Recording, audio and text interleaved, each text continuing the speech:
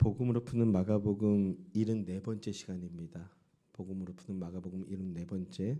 오늘은 6월절 만찬의 준비, 6월절 만찬의 준비란 제목으로 하나님 말씀 증거하도록 하겠습니다. 오늘 말씀은 예수님께서 십자가를 지시기 전에 이제 제자들과 마지막으로 함께 식사하시는 이야기, 우리가 흔히 최후의 만찬이라고 하죠. 레오나르도 다빈치 때문에 최후의 만찬이라는 게 돼버렸는데 그 식사 자리를 준비하는 과정의 이야기입니다. 마지막 6월절이자 최후의 만찬을 준비하는 과정, 오늘은 이 말씀을 함께 상고해 보도록 하겠습니다. 우리 먼저 본문 12절 말씀만 다시 한번 함께 읽어볼까요? 12절 말씀 함께 시작. 무교절의 첫날 곧 6월절 양 잡는 날에 제자들이 예수께 여짜오되 우리가 어디로 가서 선생님께서 6월절 음식 잡수시게 준비하기를 원하시나이까 하매.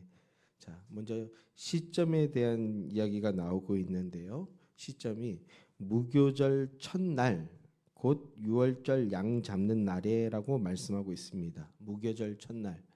이 무교절이 뭡니까? 무교절이란 유대인들의 3대 절기 중에 하나인데 6월절에서부터 바로 이어지는 절기가 바로 무교절이죠. 출애굽기 12장을 보면 이스라엘 백성들이 하나님의 은혜로 출애굽하게 될 때 하나님께서 6월절을 명하시죠. 이제부터 6월절을 지키라고 명하십니다. 이 6월절은 오늘도 우리가 찬양했지만 흠없는 어린 양을 잡아서 그 피를 문설주와 임방에 바름으로써 하나님의 저주가 담을 넘어간다. 6월 담을 넘어가서 우리 피해간다. 즉 구원함을 얻게 되는 것을 기념하는 날입니다. 근데 이것이 예수님께서 십자가에서 죽임을 당하시게 되는 것에 대한 내용이라는 것을 지난주에도 말씀을 드렸어요. 우리 성도님들은 이제 이 내용은 잘 알고 계실 것이라고 믿습니다. 그리고 이어지는 출애굽기 13장을 보면 6월절에 이어서 무교절이라는 절기를 지키라고 명하시는데 이 무교절은 6월절과 함께 출애굽을 통하여 자유함을 얻게 되었음을 기억하고 기념하라는 것입니다. 그런데 6월절에서 이어서 7일 동안 이 절기를 지키라고 하세요. 6월절은 하루인데 무교절은 7일입니다. 이 7일 동안 누룩을 넣지 않고 구운 딱딱한 빵, 이걸 무교병이라고 하거든요. 누룩을 넣은 건 유교병, 누룩을 넣지 않은 건 무교병이라고 하는데 베이킹 파우더 같은 역할을 하는 이 누룩을 넣지 않고 빵을 구우니까 빵이 부풀러지지 않은 납작한 빵이 되는 거죠. 그러니까 식감도 좋지 않고 기본적으로 맛이 없어요. 맛이 하나도 없게 되는데 그걸 7일 동안 먹으라는 겁니다. 그게 이제 무교절이에요. 무교병을 먹는 절기. 이 무교병은 고난의 떡이라고도 하는데요. 출애굽할 당시에 급히 출발해야 되니까 반죽이 부풀어지길 기다릴 여력도 없는 거예요. 그렇게 긴박한 상황 속에서 출애굽을 감행하게 된 겁니다. 그러나 핵심은 뭡니까? 결국 하나님의 인도하심으로 구원을 얻게 되었다라는 것이죠. 그걸 기억하라는 겁니다. 대부분은 상황과 환경만 기억하지만 그럼에도 불구하고 하나님은 구원하셨다. 이걸 기억하라는 겁니다. 그 상황과 환경을 미루어 보면서 긴박한 상황 속에서도 주님이 구원해 주셨음을 기억하라는 것이 이게 무교절입니다. 그리고 또 이 누룩은 죄를 상징합니다. 그러니까 무교병을 먹는다는 것은 구원받은 하나님의 백성들은 이제 더 이상 죄의 종노릇하며 살아가지 않고 주의 백성으로서 정결한 삶, 거룩한 삶을 살아가야 한다는 것을 기억하라는 것이 무교절입니다. 이게 무교절이에요. 6월절은 하루지만 그 다음 날부터 일주일간 무교절이 시작이 됩니다. 그래서 6월절에 이어서 연속으로 무교절을 지키기 때문에 유대인들도 이걸 하나처럼 여기는 거예요. 한 세트처럼. 그래서 유월절을 무교절의 첫날이라고도 말하는 겁니다. 유월절이 있고 유월절 다음 날부터 무교절이 시작이 되는 거지만 유월절을 무교절의 첫날이라고도 말하는 거예요. 이게 지금 본문에서 말하고 있는 그런 의미라는 겁니다. 그리고 유대인들의 이 날짜 개념은요, 좀 독특함이 있습니다. 저녁을 하루의 시작으로 보는 거예요. 우리는 아침을 하루의 시작으로 보잖아요. 아침이 되면 이제 하루가 시작됐다. 그런데 유대인들은 저녁을 하루의 시작으로 봅니다. 그것은 아마도 하나님께서 천지를 창조하실 때 흑암에서부터 시작해서 빛이 있으라 하심으로써 창조가 시작이 되었죠. 흑암에서 빛이 나타남으로 창조가 시작이 되었고, 그리고 흑암의 존재들, 생명의 빛을 보지 못하는 존재들에게 빛이 떠오르게 됨으로써 구원이 발생되게 되는 것이죠. 유대인들은 이러한 것들을 기원으로 삼아서 그것을 나타내는 것으로 날짜를 계산하고 있는 것 같습니다. 자, 이것이 무교절의 첫날, 곧 유월절 양 잡는 날에라는 말씀 속에 담겨져 있는 내용들인데요. 무교절의 첫날인 날에 제자들이 예수님께 이렇게 물었습니다. 우리가 어디로 가서 선생님께서 유월절 음식을 잡수시게 준비하기를 원하시나이까? 라고요. 선생님, 유월절 식사를 해야 되는데 어디서 하시겠습니까? 우리가 준비를 어떻게 해야 할까요? 이렇게 물었다고요. 이 질문에서 우리는 조금 깊은 생각을 해볼 필요가 있습니다. 그래서 여기서 잠깐 구원에 있어 전적으로 무능한 존재인 인간의 그 열심 뒤에 숨겨진 하나님의 주권적 역사에 대해서 이 말씀을 가지고 잠깐 생각해 보기를 원합니다. 제가 마가복음 강해를 하면서 많이 반복했던 말 중에 하나가 누군가가 라비어 또는 선생님이라고 하면 그 사람의 영적 상태가 어떻다고요? 영적 맹인의 상태라고요. 주님을 선생님이라고 부르는 영적 맹인의 상태라는 거죠. 그리고 그 영적 맹인의 상태를 가장 잘 증명해 주는 것이 바로 제자들입니다. 그들이 주님을 선생님이라고 부르고 있어요. 그래서 라비어 혹은 선생님 하면 영적인 상태를 나타내고 있는 것이다라는 말씀을 드렸고요. 그리고 또 어떤 문제나 상황들이 발생하게 된다는 말씀도 드렸었는데요. 제자들이 지금 예수님을 선생님이라고 부르고 있습니다.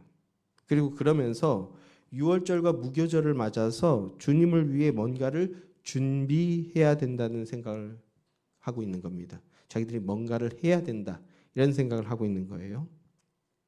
여기서 제자들은 그저 민족의 명절을 맞아 예를 다하기 위한 차원에서 준비를 생각하고 있는 것인데요. 이런 모습에서도 죄 아래 있는 인간의 영적인 한계를 우리는 볼 수가 있게 되는 겁니다. 지난 시간에 베다니의 시몬의 집에서 한 여인이 주님께 값비싼 향유 한 옥합을 깨뜨려서 주님께 부어드리며 주님을 예배한 것에 대한 말씀을 우리가 나눴었는데요. 3천만 원 이상 가는 그 비싼 향유를 부어드렸더니 주님께서 그 여인에게 네가 좋은 일을 하였다라고 칭찬하셨다고요. 그건 자기에게 값비싼 물건을 아끼지 않고 내어놓은 그 플렉스한 것을 칭찬한 것이 아니고요. 뭡니까? 이 여인이 지금 뭐 했다고요? 내 장례를 준비하였다라고 말씀했습니다. 내 제사, 장례를 준비했다고요. 여인은 예수님께서 내가 죽임을 당할 것이나 사흘 만에 살아나리라 하셨던 그 말씀을 귀담아 듣고 마음에 담아두고 있었던 겁니다. 그래서 예수님을 향해 믿음 고백을 하며 경배를 올려드렸던 거라고요. 뭡니까? 그 시간이 임박했다라는 거예요. 그 시간이. 그런데 제자들은 어떻습니까? 전혀 이해하지 못하고 있는 모습을 보여주는 거예요. 전혀 이해하지 못하고 있는 겁니다. 제자들은 예수님의 말씀도 이해하지 못하고 있고, 그리고 어린 양의 피로써 구원을 얻게 된다는 유월절의 영적 의미도 전혀 이해하지 못하고 있는 모습을 보여주고 있는 겁니다. 주님께서 유월절을 맞추어 뭔가 준비하고 계시다는 것을 제자들은 전혀 감을 못 잡고 있는 거예요. 그러나 하나님은 그런 제자들을 위해, 그런 성도들을 위해, 그런 주의 백성들을 위해 구원의 경륜을 준비하시고, 그리고 차근차근 진행해 나가고 계신 겁니다. 제자들이 유월절 양 잡는 날에 어디서 준비할까요? 라고 물을 때 예수님의 마음속에는 아마도 창세기 22장의 한 장면이 흐르고 있었을 것 같습니다.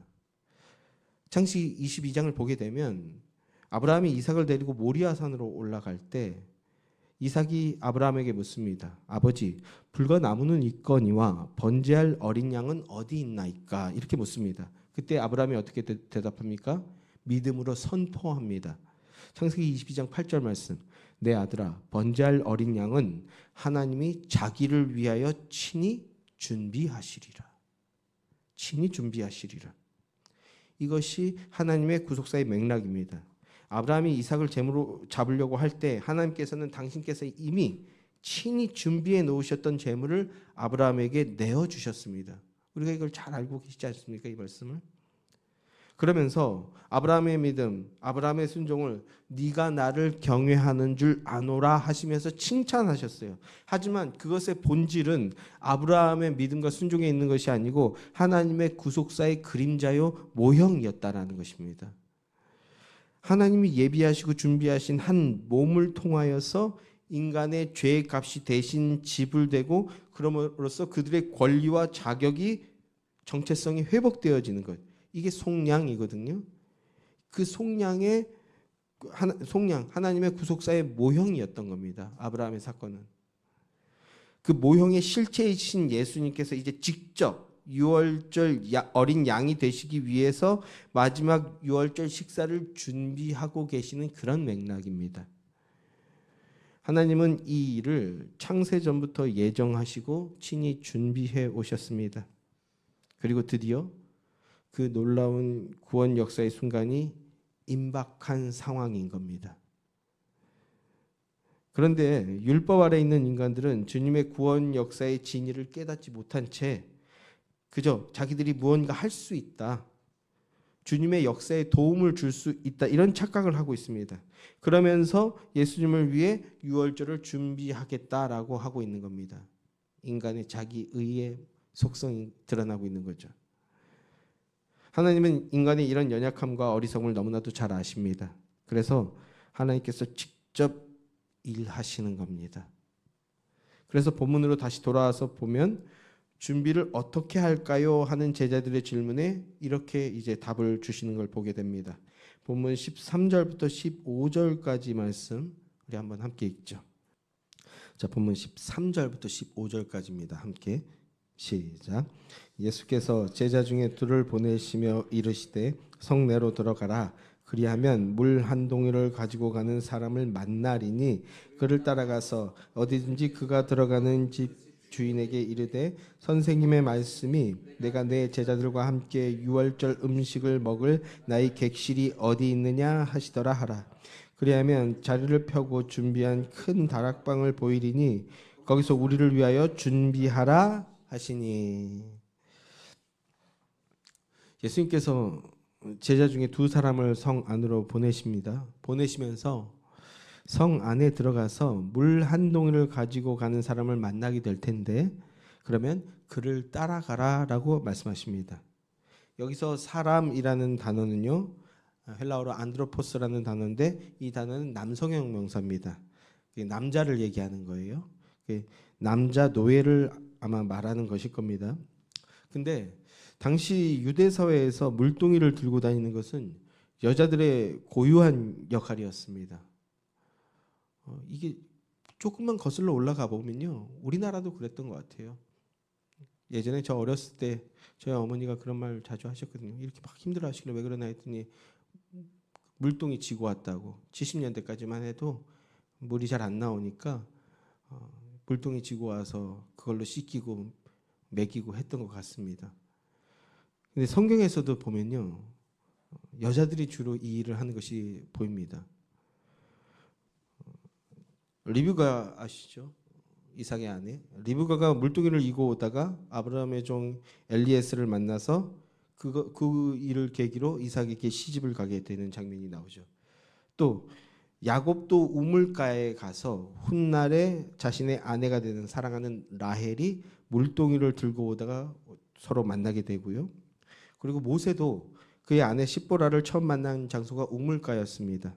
우물가에서 물동이를 들고 와서 양떼에게 물을 먹이려도 하다가 목동들이 행패를 부리는 거예요. 그 우연히 모세가 그걸 막아주게 되죠. 이걸 통해서 이제 두 사람이 결혼하게 되는데, 이렇게 물동이를 옮기는 것이 여자들의 일이었습니다. 또 가장 대표적인 게 요한복음 4장에 보면 우물가의 여인이 아무도 없을 때 물동이를 이고 왔다가 그 물동이 예수 그리스도를 만남으로 말미암아 그 물동이를 버려버리게 되는 이런 모습도 나오지 않습니까? 이렇게 물동이를 옮기는 것은 여자들의 일이었습니다. 그렇기 때문에 물동이를 들고 가는 남자를 발견하는 일은 어렵지가 않은 거예요. 뭐 어디 서울에 가서 김씨 찾거나 뭐 이씨 총각 찾는 그런 일이 아니라 아주 어렵지 않은 일이었던 겁니다. 그래서 물동이를 들고 가는 남자를 발견하면 그를 따라가서 그가 들어가는 곳으로 같이 들어가서 그 집 주인에게 말하라라고 하십니다.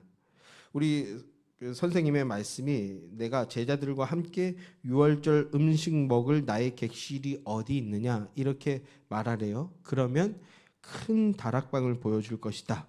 거기에서 준비해라 라고 이렇게 말씀하십니다. 지금 이 예수님의 말씀은 약간 그 무슨 예언가가 미래의 일을 알아맞히는 것처럼 신기한 이야기 같습니다. 그래서 사람들은 이런 내용을 보면 여기서 좀 더 나가게 되는 것 같아요. 대개 이런 생각들을 하는 것을 보게 됩니다. 예수님은 하나님이시고 전지전능한 분이시니까 앞으로 일어날 일들을 다 알고 계신다. 그래서 유월절 음식 먹을 장소도 미리 준비되어 있다는 것을 아셨을 것이다. 미리 다 보았다. 이런 식으로요. 하지만 이것은 예수님이 앞일을 다 아시는 그 통찰력을 지니신 분, 그렇게 전지전능하신 분, 물론 그런 분이시지만 지금 이 말씀은 그걸 드러내는 말씀이 아니라고요. 미리 다 꿰뚫어보고 그 다음에 뭐 뭔가를 조종하고 뭐 마법을 부리고 이런 식의 이야기가 아니라고요. 이것은 예수님의 신기한 능력을 보여주는 것이 아니라 이 이야기는 예수님의 말씀하신 대로 일이 되어지는 것으로 이해해야 합니다. 주권자이신 예수님께서 말씀하시는 대로 일이 미리 준비되었다가 아니라 일이 그렇게 진행되어진다고요. 하나님의 약속하신 말씀들이 예수님에게서 이루어지는 성취로서 이 말씀을 이해해야 하는 것입니다. 하나님의 구속 경륜 안에서 오차 없이 진행되는 주님의 주권적인 섭리인 것입니다. 예수님께서 예루살렘에 입성하실 때 성경을 응하게 하시려고 나귀 새끼를 예비해 놓으셨던 것처럼 유월절 성취를 위해서 가룟 유다가 변심하게 됨으로써 예수님을 대제사장들에게 넘겨주게 되죠. 대제사장들은 이번 유월절에는 하지 말자라고 계획을 세웠는데 가룟 유다의 변심으로 인해서 유월절에 죽임을 당하시게 되도록 일이 진행이 되어졌습니다. 이것은 지난주에도 말씀을 드렸죠. 그래서 죽이려는 자들의 의도대로 되는 것이 아니라 이 세상은 하나님을 거부하고 하나님을 부정하는 자들, 그러면서 세상에 힘과 능력과 권세가 있다고 막 어깨에 힘주는 자들의 뜻대로 되는 것이 아니라 오히려 어떻다고요? 죽임을 당하시게 되시는 분, 즉 하나님의 의도대로 되어지고 있는 것이라는 것을 보여주는 것이라고요. 그렇게 하나님은 유월절의 성취를 계시하시기 위해서 예수님과 제자들이 맞이하는 유월절이 인류의 마지막 유월절이자 첫 성찬의 밤으로 개혁되어지게 하기 위해서 다락방을 주권적인 섭리로 예비하시고 일이 진행되어지도록 해나가고 계신 것이라는 겁니다. 그리고 여기서 한 가지 더 첨언의 말씀을 드리자면요. 이게 성경에는 나와 있지 않습니다. 성경에는 나와 있지 않지만 그러나 후대 사람들에 의해 전해지는 말에 따르면 예수님께서 준비되었을 것이라고 말씀하신 그 큰 다락방은 후에 오순절날 성령께서 강림하시는 그 다락방이라고 말들 합니다. 그리고 초대교회의 핍박과 박해 속에서 사도들과 성도들을 지키는 보호처가 되고 그리고 함께 예배를 드릴 수 있게 하는 바로 그 장소라고 전해져 오고 있습니다. 그렇게 하나님께서 준비하시고 진행시켜 주신 것입니다. 그 큰 다락방 마가의 다락방이잖아요. 마가는 전혀 그런 식의 뉘앙스 하고 있지 않지만 일이 그렇게 준비시키고 진행되어져 있다는 게 어떻게 보면 자연스럽다라고도 느껴집니다. 성경에 나와 있지 않지만 핵심은 하나님께서 준비하시고 하나님께서 진행하고 계신다는 것입니다. 그렇게 일하고 계신다고요. 사랑하는 성도 여러분, 하나님의 그 주권적인 역사하심은 십자가의 대속으로 이어져서 결국 우리의 구원으로 이어지게 되고, 그리고 그 구원받은 하나님의 백성들에게는 하나님의 섭리로 이어지게 되는 겁니다. 유월절의 성취와 개혁을 위해 다락방을 예비하셨던 하나님은 당신의 백성인 우리들의 삶 속에서도 동일하게 역사하십니다. 그러니 성도의 삶 속에서 동행하여 주시며 보존하여 주시고 그리고 통치하여 주신다는 것을 믿고 기억하는 신실한 믿음의 성도들이 되시길 주님의 이름으로 소망합니다. 그래서 제자들이 말씀만 붙들고 성 안으로 들어갔듯이 그렇게 주님의 말씀을 붙들고 믿음으로 주님이 이끄시는 믿음의 길로 더욱 담대히 들어가시고 나아가시는 여러분들이 되기를 주님의 이름으로 축원합니다. 그러면 준비하신 하나님께서 그 준비하신 것을 가지고 주의 뜻을 여러분의 인격과 삶 속에서 성취해 내실 것입니다. 자, 마지막으로 본문 16절 말씀 함께 읽겠습니다. 자, 마지막으로 우리 16절 함께 읽겠습니다. 함께 시작. 제자들이 나가 성내로 들어가서 예수께서 하시던 말씀대로 만나 유월절 음식을 준비하니라. 자, 예수님의 말씀을 따라 제자들이 이제 성내로 들어갑니다. 들어가서 보니 예수님께서 하시던 말씀대로 모든 것이 준비가 되어 있었습니다. 그래서 유월절 식사를 준비하게 됩니다. 주님의 말씀을 따름으로써 이제 마지막 유월절 만찬을 향해서 나아가는 과정입니다. 예수님의 말씀을 따라 제자들이 유월절 식사를 준비하지만 그러나 그 식사 자리는 누가 준비한 것입니까? 예수님께서 준비하신 것입니다. 그 식탁의 핵심은 제자들이 준비한 음식이나 제자들의 수고가 아니고 이제 얼마 있지 않아서 유월절의 제물이 되어 쪼개어지고 모든 물과 피를 흘리실 예수 그리스도에 있는 겁니다. 창세기에서 하나님은 아브라함에게 네가 네 아들 네 독자까지도 내게 아끼지 아니하였으니 내가 이제야 네가 하나님을 경외하는 줄 아노라, 이렇게 아브라함을 매우 높게 칭찬하셨어요. 그런데 이제 아브라함이 그 이삭을 제물로 바치려 했던 그 모리아 산의 그 자리에 누가 바쳐지려고 하고 있습니까? 모리아 산이었던 그 자리, 예루살렘의 그 골고다 언덕에서 하나님께서 친히 준비하신 자신의 독자를 아끼지 않고 내어주시려고 하고 있는 겁니다. 유월절 양의 피가 문설주에 발릴 때 그 재앙이 넘어갔듯이 이제 곧 십자가에서 흘리신 그 보혈의 피가 우리 영혼에, 우리의 심령에, 우리 마음의 문설주에 발릴 그 준비를 하고 계신 것입니다. 성도 여러분, 이것이 유월절 만찬 준비의 내용입니다. 단순히 지나가는 얘기가 아니에요. 이 준비 과정. 오늘 본문을 통해서 주님은 우리에게 이렇게 물으십니다. 너희가 준비할 거냐? 아니면 내가 준비한 것을 믿고 따르겠느냐? 이렇게 물어보십니다. 너희가 준비할 거냐? 너희가 계획한 대로 할 것이냐? 너희가 해보겠느냐? 아니면 내가 준비한 거 믿고 따르겠느냐? 이렇게 물어보신다고요. 제자들은 자신들이 유월절을 준비하려고 했지만 실제는 주님이 다 준비하신 것이었습니다. 그것이 우리 신앙에도 적용이 되는 것입니다. 주님이 물 한 동이를 가지고 가는 사람과 다락방을 준비해 두셨듯이 우리의 삶 속에서도 주님의 구원 역사 안에서 우리의 필요를 예비해 두셨을 줄 믿습니다. 우리가 알지 못하는 것까지 예비해 두셨을 것이라고 믿습니다. 그 주님을 믿고 붙들며 따르는 여러분들이 되시기를 간절히 소망합니다. 아브라함이 주님의 은혜의 역사를 체험하고 난 뒤에 뭐라고 고백했습니까? 여호와 이레라고 고백했죠. 여호와 이레. 여호와께서 준비하신다라는 믿음의 선포였습니다.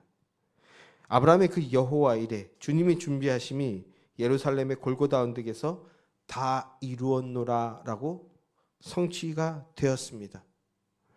그러니 이제 우리가 주님의 일하심, 주님의 은혜의 역사를 믿는다면 우리의 육적인 열심은 이제 내려놓고 육적인 판단과 경험과 근심과 염려는 내려놓고 우리 주님께서 친히 준비하시고 준비만 하시는 게 아니라 은혜로 보존하시며 이끄신다는 그 복된 사실을 믿으며 더욱 예수님 안으로 들어가서 주님의 뜻에 순종하며 나아가는 믿음의 복된 자들이 되시기를 주님의 이름으로 축원합니다.